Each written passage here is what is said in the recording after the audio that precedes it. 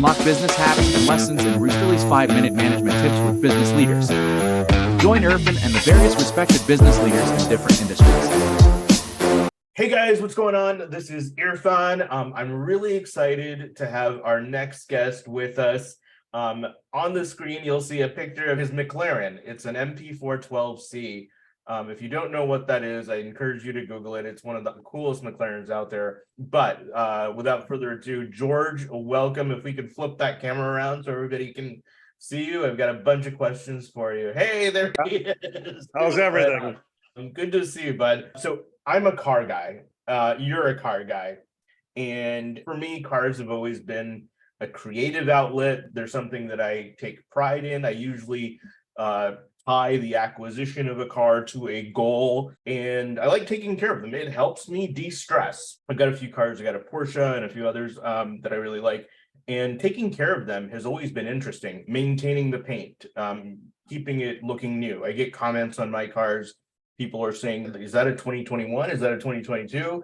It's like, no, this is actually a 2016. And I probably have spent more money than I should on the visual aesthetic component of the cars, keeping them looking the way they do, because I feel like as somebody who is busy, I'm susceptible to sometimes a detailer saying, oh yeah, this needs XYZ. It's going to cost $2,500 for that special ceramic coating that's made out of, beeswax and gold or whatever. And I'm just like, yeah, okay, sign me up. Here you go. Here's my American Express. So when you and I talked, the one thing that struck me is that you're a no BS guy, you're a car guy, and you're an analytical guy, a critical thinker, and you really broke down the marketplace and shared with me like, hey, this is hype and baloney.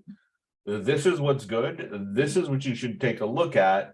And so I'd love for you to tell me more and just break down for the rest of those guys out there who are into cars like we are. What do you see in the marketplace that's going on that you're not crazy about? And then talk to me a little bit about Lambo Lethal, how you started it, why you started it, your products, and where they can buy them. Yeah, so what I'm seeing in the marketplace is basically, Facebook and Instagram ads with, everybody's, the next greatest thing is ceramic, which it is. But when something is really that good, it starts to get exploited.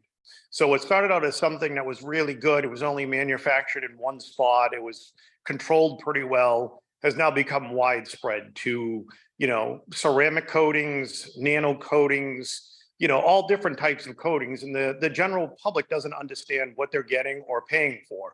There are ceramic coatings made in China that will last, 6 weeks.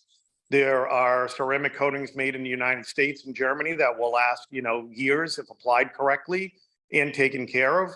The other thing that bothers me is everybody says, oh, ceramic coat your car, you have 7 years of protection.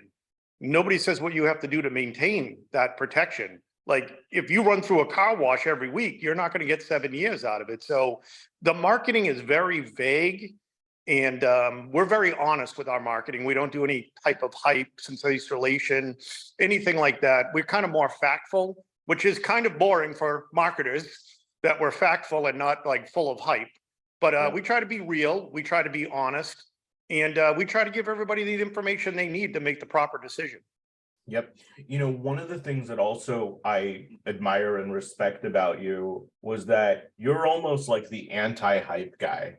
You're like, hey, if you want to see the results, just try the product and you'll see that they work better than products that are 2 times, 3 times more money. So do you have a background in chemical engineering, or how did you formulate this? I do not, and that's where it cost me most of the money. I mean, I have a master's degree in business. I have had my automotive repair license when I first got out of high school in the military, but no, never in chemical engineering. So what was going on is I've always had great cars. I rebuilt a '68 Chevelle when I was 21 from the ground up.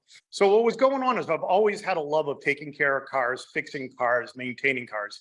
To me, they're artwork, honestly. To me, they're rolling artwork in history. When you start looking at the cars in the 30s, the 40s, 50s, 60s, and even the cars nowadays are going to become history and artwork. I mean, just the body lines are incredible. So I've always taken care of my belongings in cars to a high standard. And I was using probably 15 to 20 something different car care chemicals to achieve what I needed for the exterior, the interior, the wheels, the rims. Like one company made one good product at this and another company made a good product at this, but not a good product at that. So my goal was to try to encompass a chemical company that could do everything to the standards that I upkeep on my own cars, which was very tough to do. So I started out with 4 or 5 items almost 3 years ago, and I contacted a chemical engineer and told him what I wanted to do. And I went through a couple of chemical engineers to particular. And so what ended up happening is I would tell them the products that I liked and what I liked about them and the products disliked about them. So they could kind of get an idea of what I was looking for. And then after a while, they would come up with a blend and send it out to me, and I would try it out, and I would tell them what I liked, what I didn't like, and they would make adjustments until it was 100% satisfactory on my part. That took over 2 years to get it the way I wanted to do it. But, and a few chemical engineers being frustrated with me wanting it a certain way, and that's all there was to it. But I finally did get it done.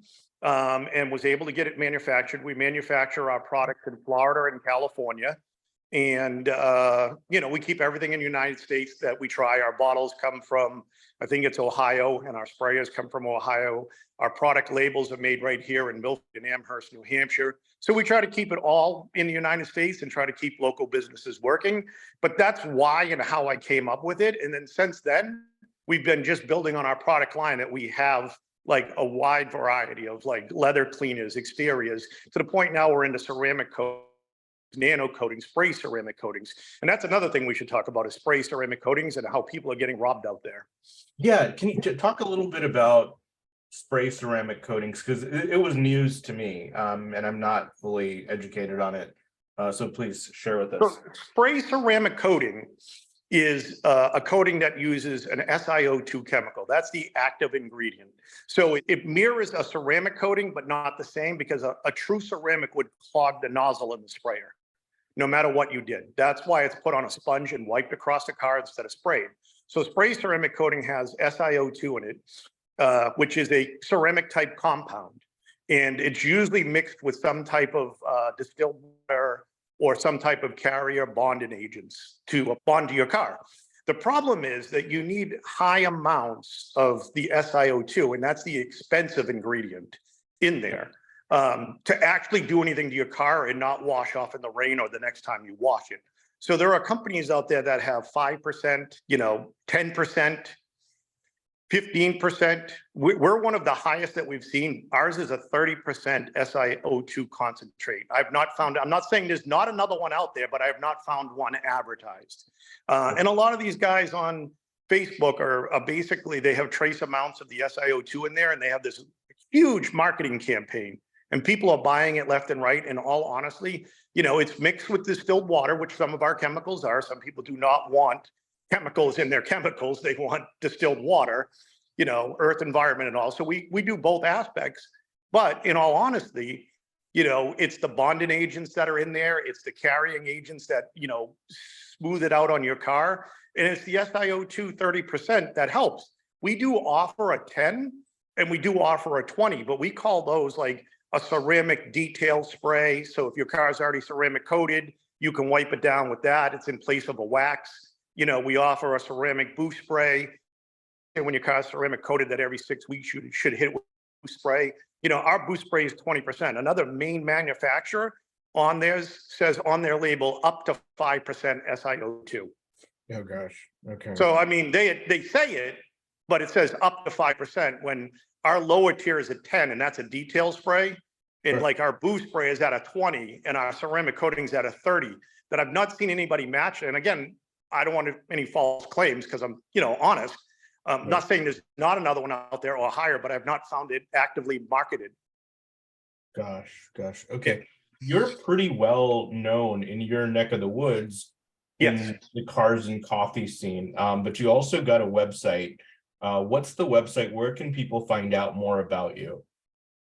It's LamboLethal.com is our website. It has our history in there, all about our chemicals and the research. about the cars that we work on, and it has the e-commerce store if you want to purchase. And right now, for a while, we're running $4.95 flat rate shipping on anything you ship. Okay, that's amazing. So I would recommend everybody check out the website lambolethal.com, right? Yes.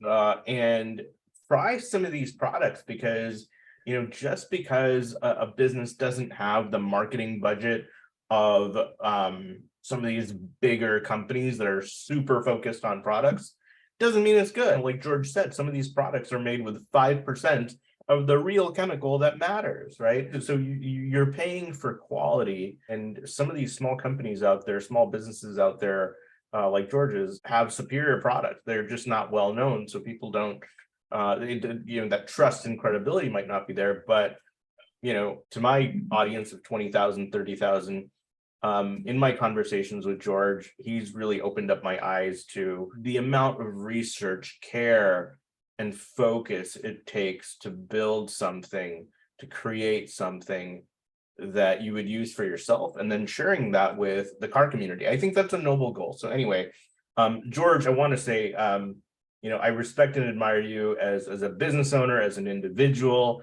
The care and honesty and passion that drives you, I think, is what I find one of the most endearing qualities about you. And I wish you absolutely nothing but growth and success in Lambo Lethal. That I take my cars to a detail shop here, but I'm gonna get some of this Lambo Lethal and then sort of spread the word for you there.